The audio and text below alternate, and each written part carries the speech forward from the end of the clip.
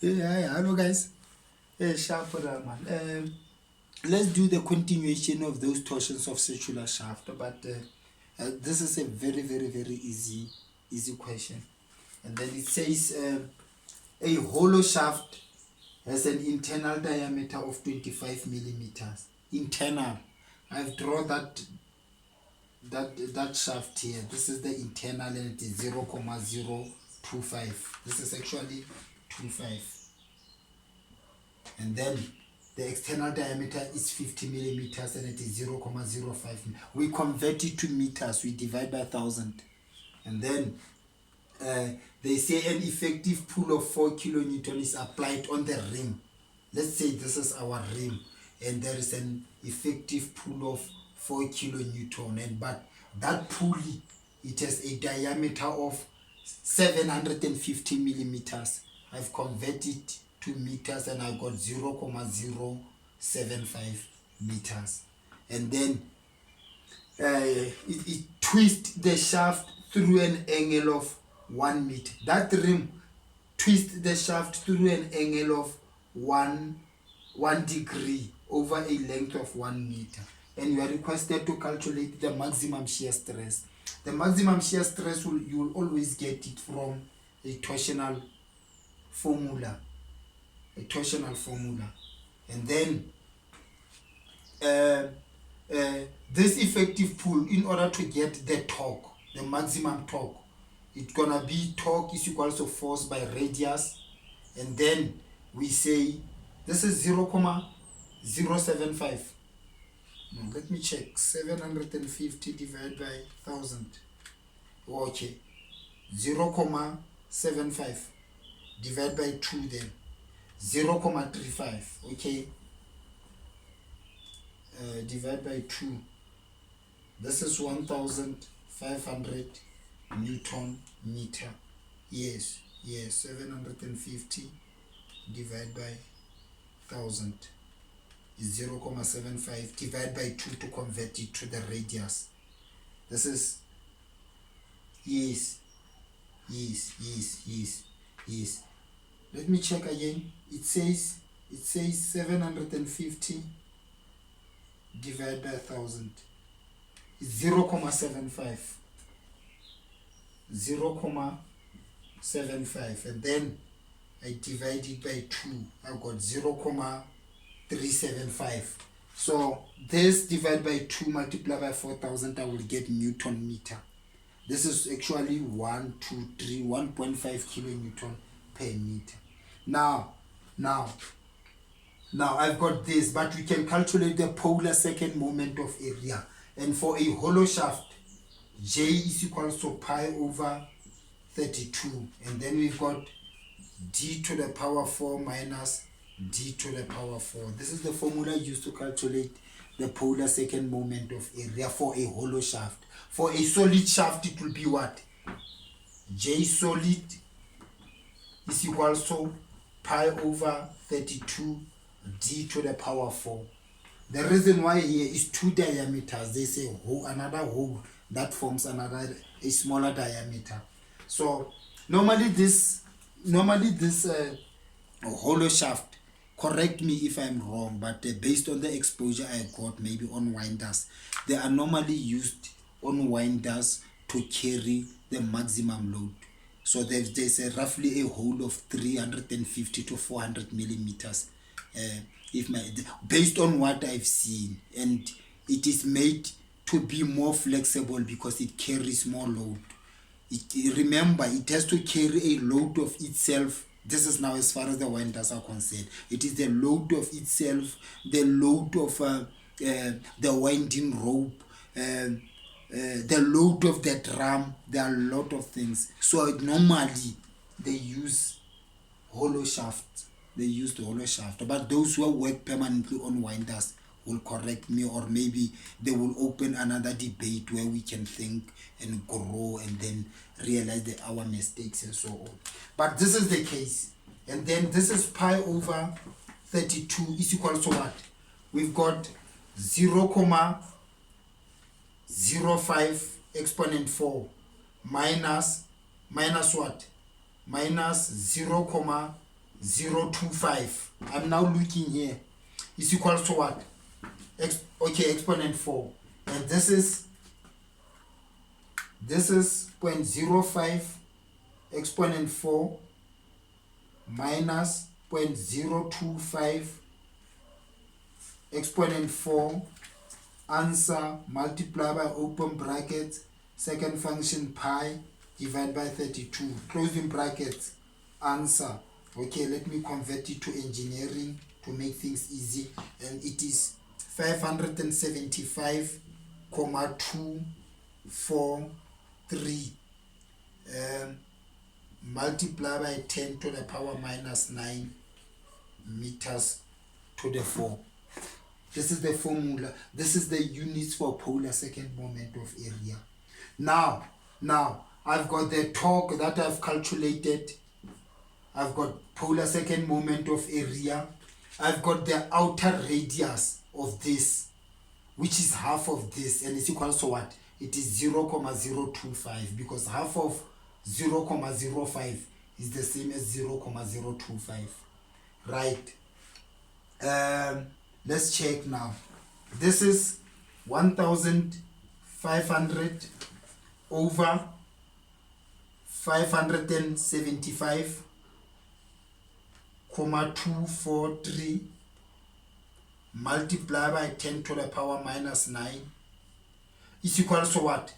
You are requested from this, you are requested to calculate the maximum shear stress. So obviously this will fall away. You're gonna concentrate on the formula where there is stress. This is the shear stress. This differs. This is the direct stress. This is the shear stress. All right. Is equal to what? The shear stress over the radius of the outer radius. The radius of the outer diameter rather is equal to 0.025. Therefore, the maximum shear stress is equal to what? Is equal to 1,500 divided by, let me say shear stress will be 1,500 multiplied by 0.025, answer, divide by open brackets this 575,243 exponent minus 9, closing brackets, answer. And you've got what? You've got 65,2 megapascals.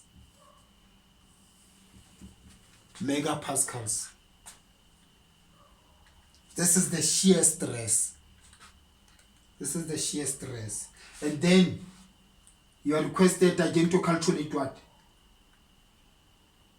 With the modulus of rigidity. The modulus of rigidity. Okay, let me cancel this one. The modulus of rigidity. Let's say we've got torque over J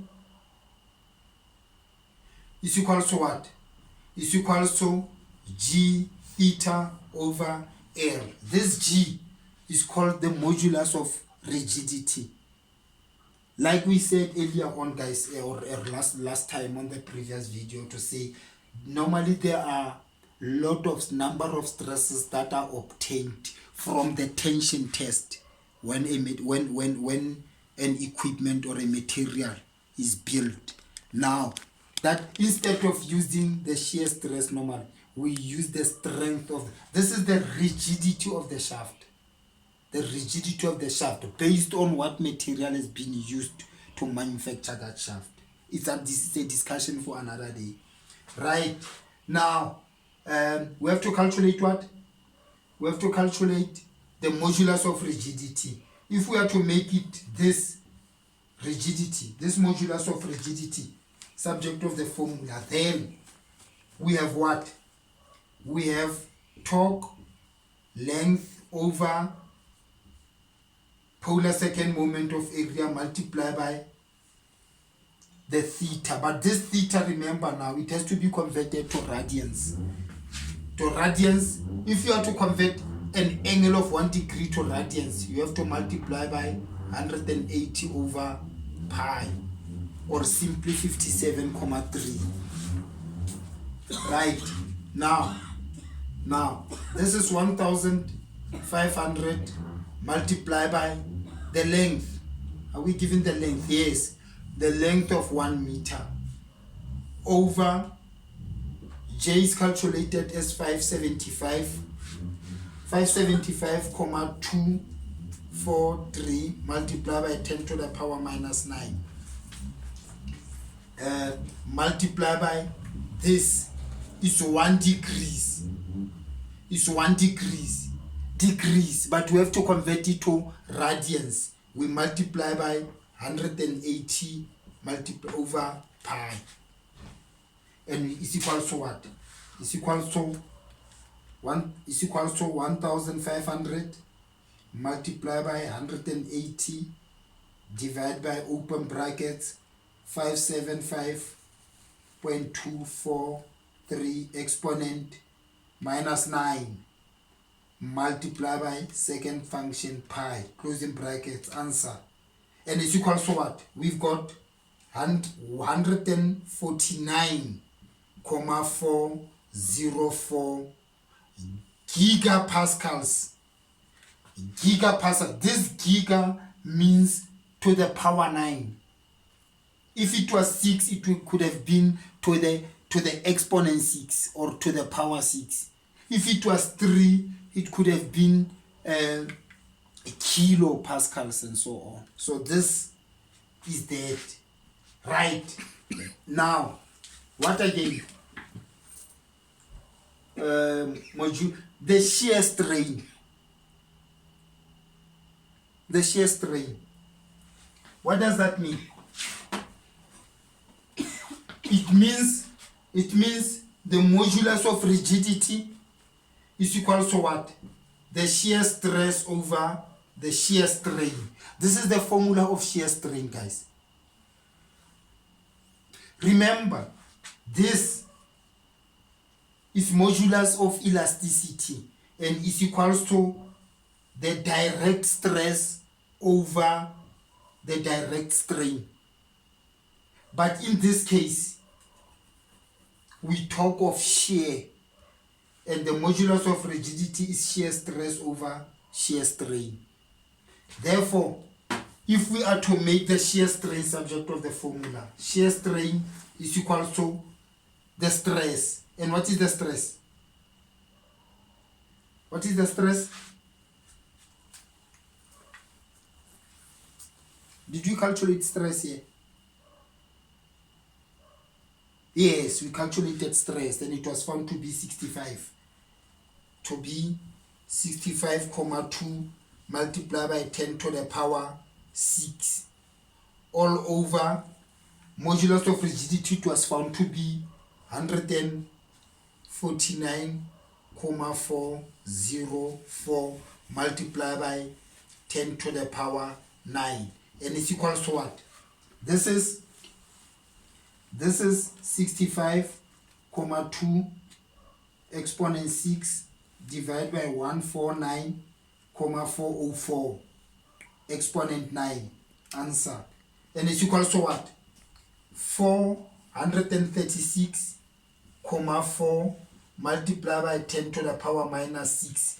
This is measured in radians.